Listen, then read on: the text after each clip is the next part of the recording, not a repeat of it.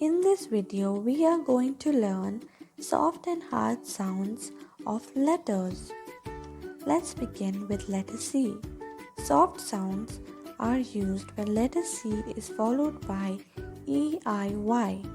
Hard sounds are used when letter C is followed by A, O, U. Some examples of soft sound of letter C are city, circus, cycle, circle, decide.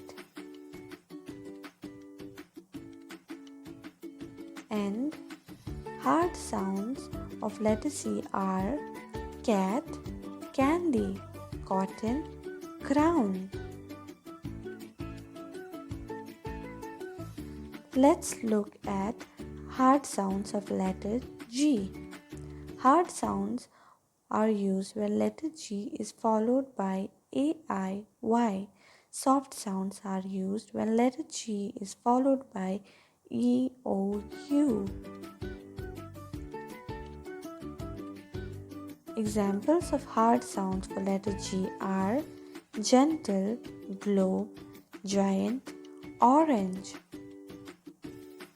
Examples of soft sound for letter G are goat, gain, game, and gum.